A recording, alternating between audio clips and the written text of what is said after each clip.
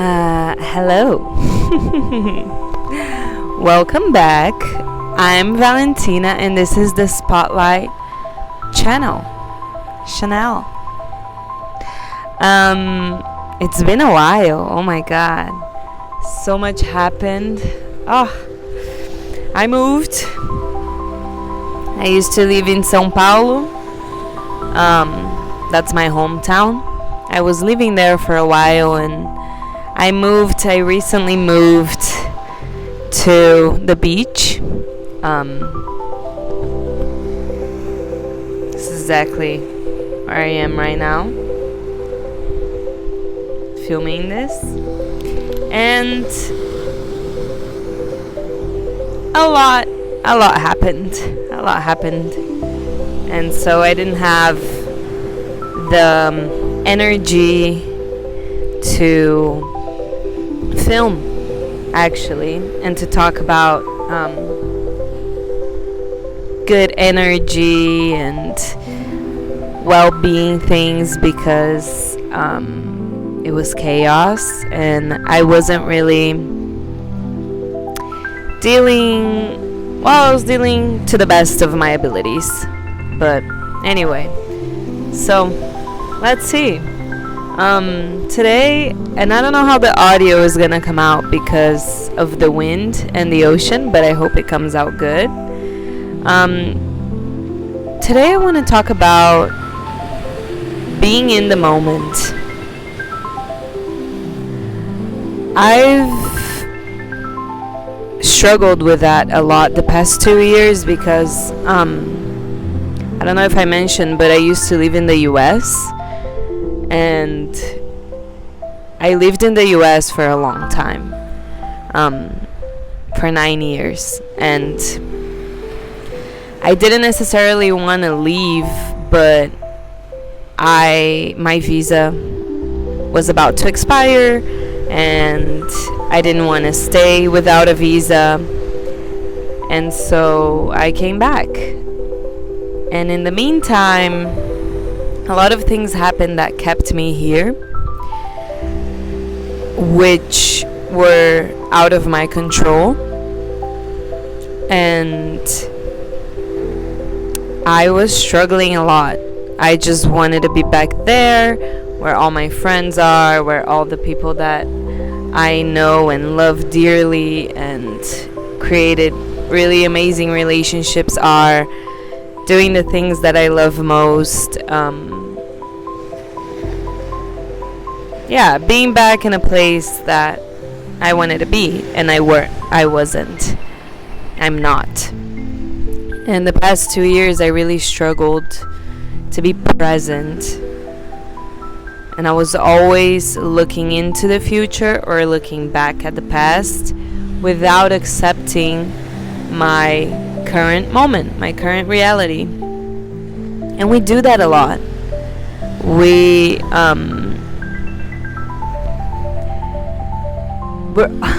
It's funny.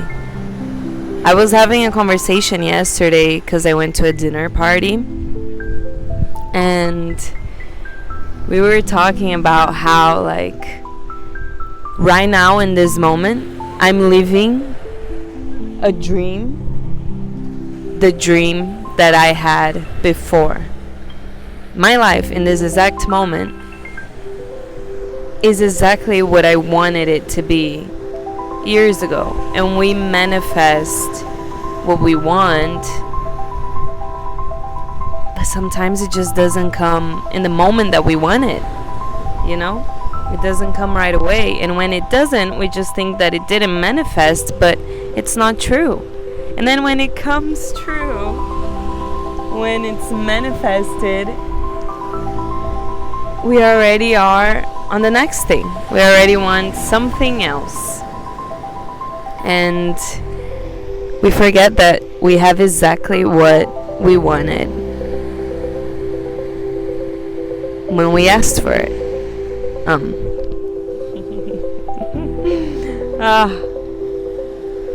a little hungover also, so the thoughts are coming into my mind very without a one-way street, one-way, logic. Yeah, I think this showcases exactly what I'm saying. But anyway, and to prove that, I'm gonna tell the same story that I told in the dinner party. When I was 15 years old, I lived in Texas, and I used to go to this gym, and every time there were a few Jeeps parked in the parking lot. And every time I would look at the Jeeps and I would be like, heck yeah, this is gonna be my car. I want this car. This is gonna be my car. I love this car. And at that time, I barely knew what I didn't know what manifestation was. I wasn't spiritual at all. I wasn't focused on anything besides whatever a 15-year-old is focused on, but I would always think that, and I would always say that, like, oh, the Jeep is gonna be my car. I love this car. Oh my gosh, this is amazing. Yeah, heck yeah. And okay, years went by. I bought my first car when I was 21. When I was 21, I bought my first car. I didn't get my license until then because I was in the US alone, didn't have parents or any adults to teach me how to drive or to lend me a car. So a girl in college,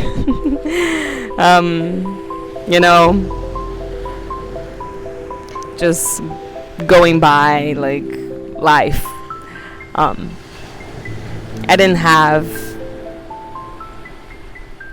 I had to ask friends to help me out, to teach me, to lend me their car, while everybody else was also in college and working and living through their lives. So it took a little while. When I was 21, I got my first car because another Brazilian girl was selling it for cheaper, and she was going back to Brazil. So I got a little Nissan Versa hatchback. I loved that car because that car truly represented to me the freedom that I always longed to have, and being able to have like the movement in my hands, and be able to go anywhere I wanted, anytime I wanted, was amazing. But anyway, I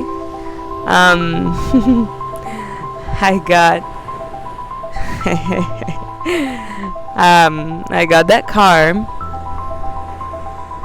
and then I had 3 other cars after that, because then I came back to Brazil for a little bit, sold that car, and I got a Prius. The Prius broke down months after I bought it, and then I got a Nissan Altima because I got a deal. And then I had to sell the Nissan Altima because I was moving from California to Texas for work. And when I got to Texas, my job was an hour away from where I lived, so I needed a car urgently. So I rented a little smart car. That was a crazy ride, literally. It was insane to ride that tiny little car. And so I only had a week to buy a car for myself. So I was going to all the car dealers as fast as possible. And I went to one.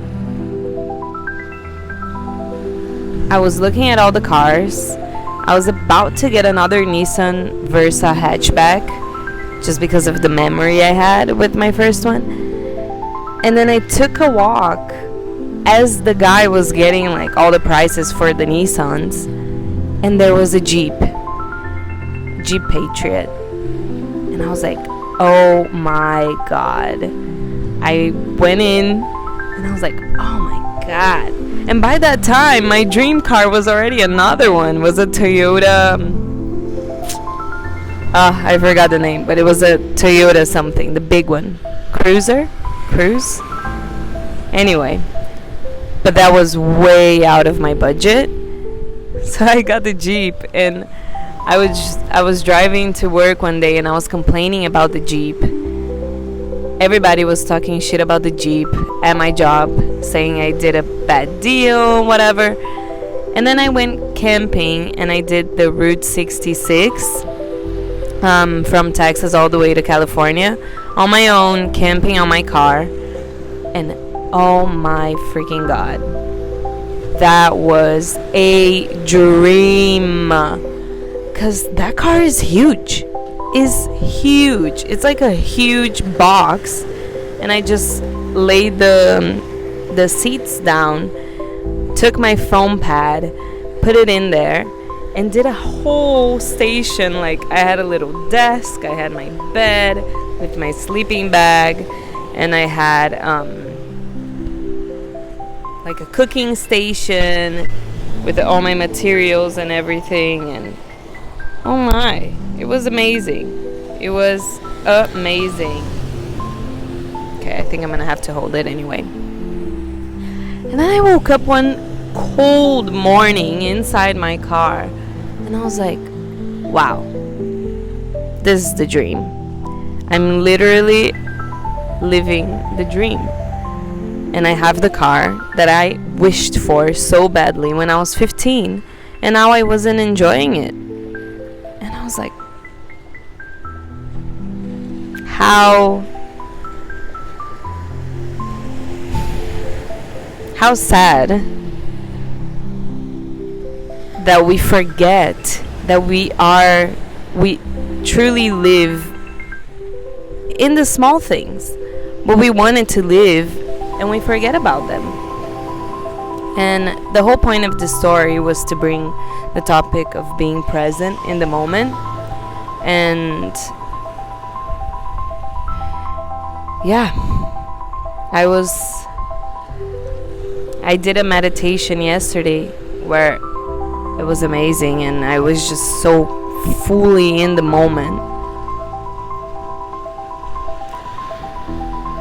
And it just got me thinking to that. We, of course, as humans that we're here to live a human experience. And as humans, naturally, we want what's ahead. Because we always want to be better. We always want to live better, be best in something or in the way that we're living our lives. We always look ahead to the betterment of ourselves and our life situation.